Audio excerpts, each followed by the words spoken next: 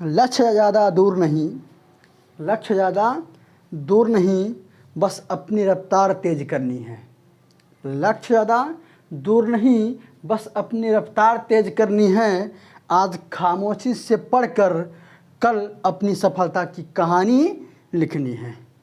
जय Hind, good morning बच्चों। मैं एक बार फिर से विष्णु पांडे आपको अपने यूट्यूब चैनल MWY के पांडे में आपका स्वागत करता हूं।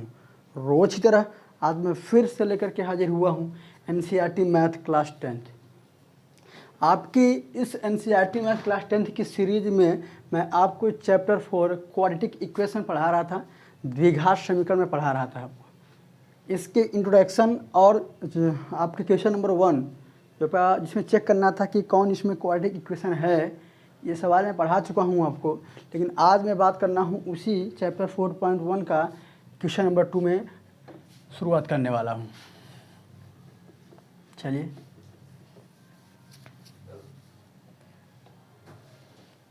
सवाल है कि एक आयताकार देखिए बेटा, मैं सवाल पढ़ दे रहा हूँ। कह रहा है कि एक आयताकार भूखंड का क्षेत्रफल 528 मीटर स्क्वायर है।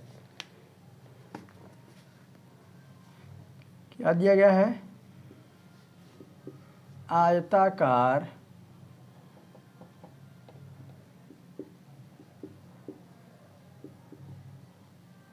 भूखंड का जो क्षेत्रफल है वो 528 मीटर स्क्वायर है।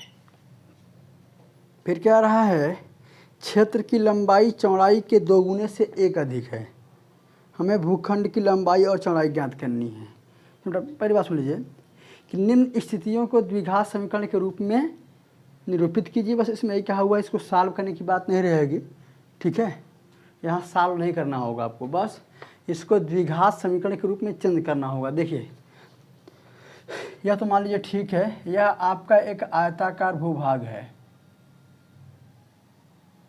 ठीक है। क्या कह रहा है इसमें? एक पॉइंट बोला हुआ बेटा, कह रहा है कि क्षेत्र की लंबाई चौड़ाई के 2 गुने से 1 अधिक है। लंबाई चौड़ाई से, लंबाई बेटा क्या करेंगे कि चौड़ाई जिससे अधिक है उसको क्या मान लेंगे? x मान लेंगे। लंबाई क्या हो जाएगी? लंबाई चौड़ाई से कितना अधिक है?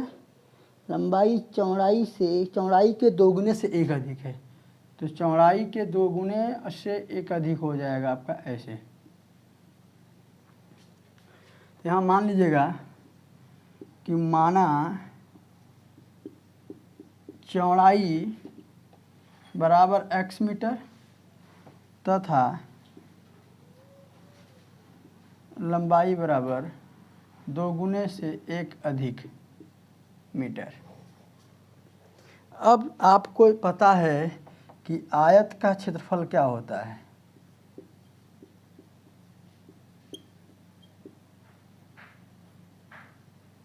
लंबाई गुणे चौड़ाई। अब आयत का क्षेत्रफल दिया कितना गया है?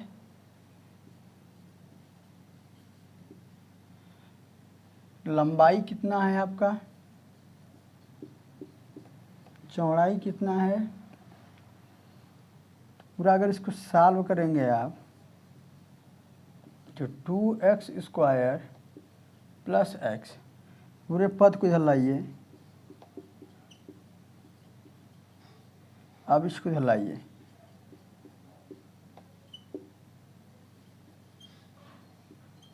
बस बेटा यही करना है। यहाँ पे लंबाई चौड़ाई ही निकालना है आपको। लंबाई चौड़ाई करना होगा तो इसका फैक्टर कर लीजिएगा, ठीक है। गुणनखंड करना होगा यहाँ पे, इसका आपको गुणनखंड करना होगा। लेकिन यहाँ पे ऐसा कुछ नहीं करना है, बस दिखाना है कि यह द्विघात समीकरण के रूप में है कि नहीं। यहाँ देख लीजिए, ये है आपका द्विघात समीकरण के रूप में यहाँ पे है, ठीक है। गुणनखंड मैं जब सिखाऊंगा अगली क्लासों में, ये गुणनखंड चलेंगे आपके, सिखाए जाएंगे आपके, तो वहाँ आप इसको सीख लीजिएगा, है। लेकिन यहाँ कुछ नहीं करना, बस यही करना था कि इसको आपको द्विघात समीकरण के रूप में दिखाना है। नीचे दिए हुए जितने भी आपके 2-3 सवाल हैं उनको आपको केवल और केवल द्विघात समीकरण के रूप में दिखाना था, तो हमने दिखा दिया है। कैसे द्विघात समीकरण कैसे हुआ है? क्योंकि x की जो मैक्सिमम डिग्री होगी वो कितनी होगी? आपकी 2 होगी, जो कि यहाँ पर x की मैक्सिमम डिग्री कितनी आ गई है? आपकी 2 आ गई है। इसलिए मैं कह सकता हूँ कि यह आपका द्विघात समीकरण होगा। चलिए अगली सवाल देखते हैं बेटा।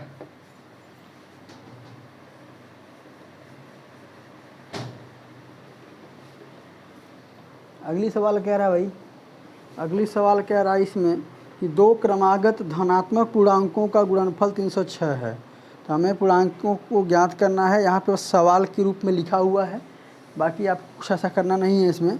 तो दो क्रमागत धनात्मक पूर्णांकों का गुणनफल, दो क्रमागत धनात्मक पूर्णांकों का, तो भैया मान लेते हैं, माना पहली धनात्मक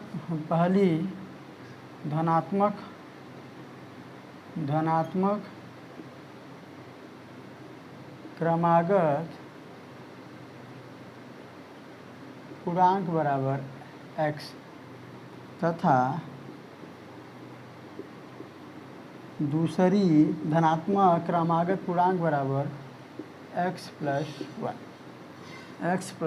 1। इतना करने के बाद अब अगर आए हम अकॉर्डिंग टू क्वेश्चन, तो आप ये समझना क्या रहा है, product of two order respectively order number equal to कितना 306, यानी x और x प्लस 1 का जो प्रोडक्ट है वो कितना है 306 है। यहाँ देखिएगा x square plus x 306, x square plus x minus 306 बराबर 0। यह आपका बन गया द्विघात समीकरण। ठीक है, चलिए लिख लीजिए इसका। उसके बाद आगे चलते बेटा। मैं आपका एक काम कर रहा हूँ, मैं जो आपके फैक्टर बन रहे हैं उनको लिख ले रहा हूँ, समझ रहा हूँ कि मैं समस्याओं का समाधान करूँगा आपका। इतना हो गया भाई, चल आगे चलते हैं। फिर अगली सवाल देखिए, क्वेश्चन नंबर 3 देखिए बेटा, क्वेश्चन नंबर 3 देखिएगा। इसमें क्या कह रहा है, रोहन की माँ उससे 26 वर्ष बड़ी है। रोहन की जो माँ है वो रोहन से कितनी बड़ी है, 26 वर्ष बड़ी है। उनकी माँ का गुणनफल अब से 3 वर्ष पश्चात 360 हो जाएगी। उनकी माँ का गुणनफल अब से 3 वर्ष बाद 360 हो जाएगी। हमें रोहन की वर्तमान आयु ज्ञात करनी है। ध्यान देना,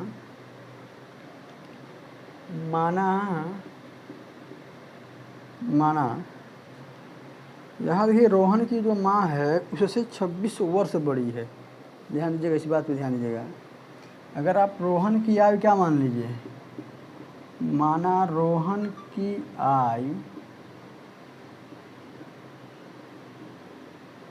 बराबर x वर्ष तथा माँ की आयु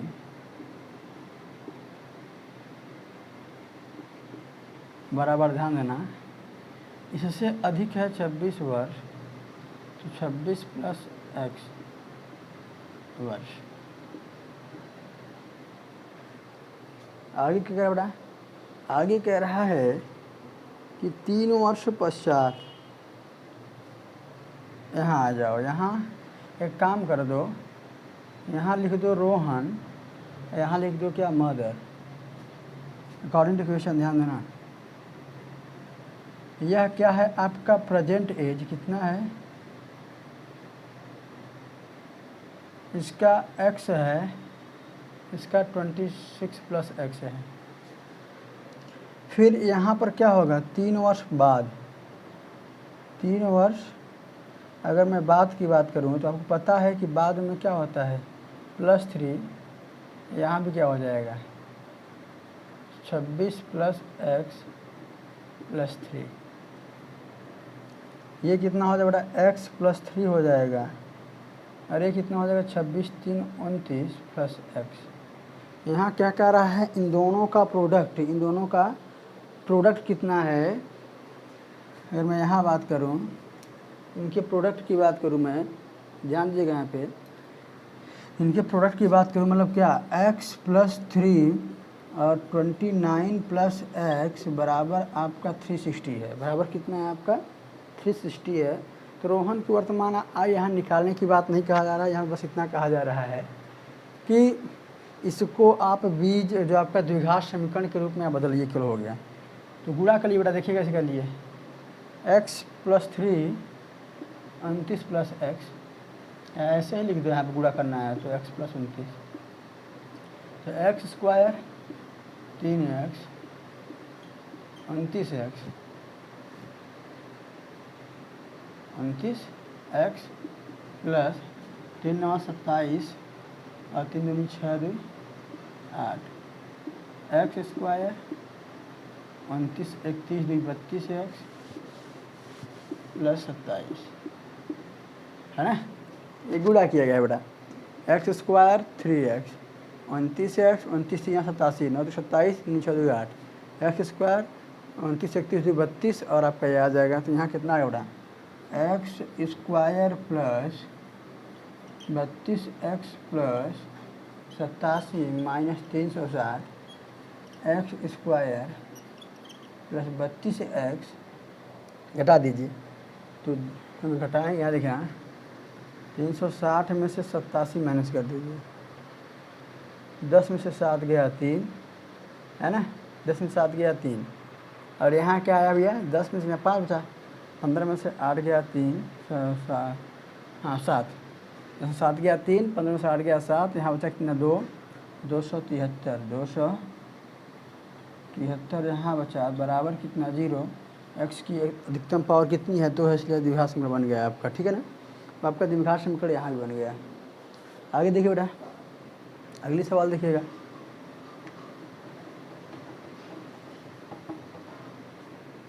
केवल द्विघात समीकरण बनाना मैं बना दे रहा हूँ, द्विघात समीकरण यहाँ भी बन गया, ठीक है ना।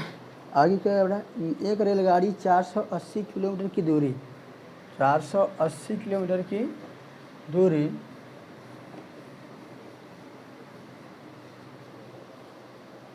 चार आ गया बेटा, समान चाल से तय करती है। यदि इसकी चाल को 8 की कम कर दी जाए तो उसी दूरी को तय करने में 3 घंटे अधिक लेती है।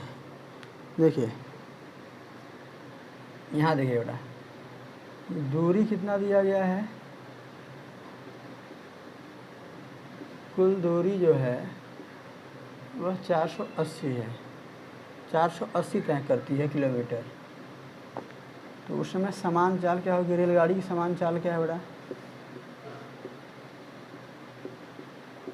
रेलगाड़ी की अगर मैं समान चाल की बात कर लूँ, मैं मान लेता हूँ क्या x किलोमीटर/घंटा। फिर यहाँ क्या कह रहा है बेटा, जब उसकी चाल में कमी हो जाए, समान चाल में कमी होने पर,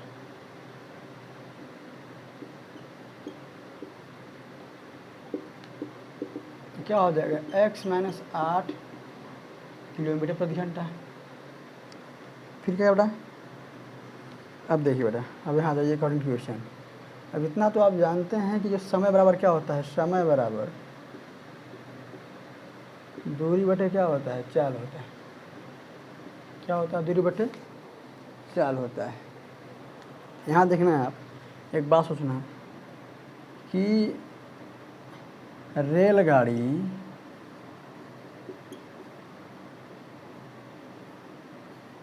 x किलोमीटर/घंटा की चाल से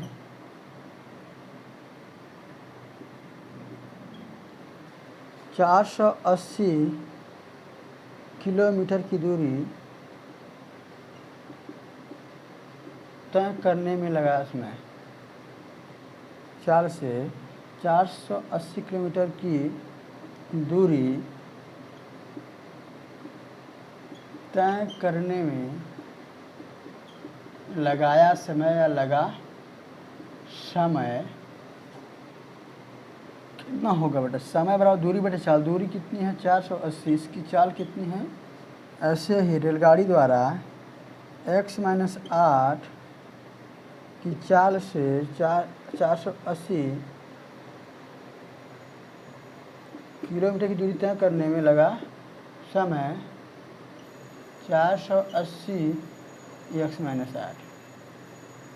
अब दोनों में समय लगा, यहाँ देखो 480 बटे में x,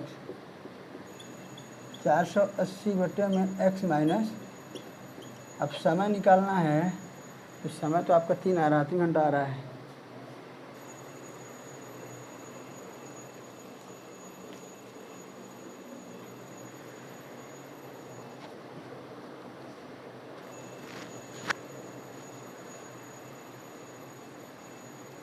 तो यहाँ देखिए बेटा, दोनों का एलसीएम कितना आ जाएगा,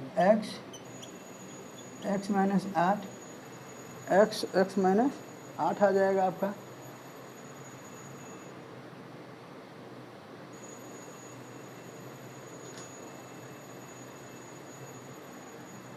उसके बाद यहाँ देखना, गुणा करिए इसका, तो 480x माइनस 8 0 0 8 64 8 32 6 38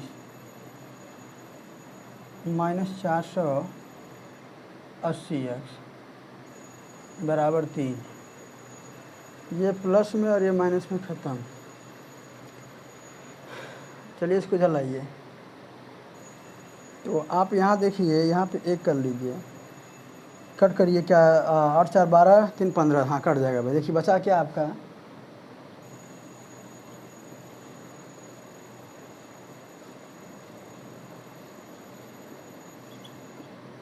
कट करिए, 3 1 कम 3, 3 दूनी 6 और 3 8 24, ठीक है।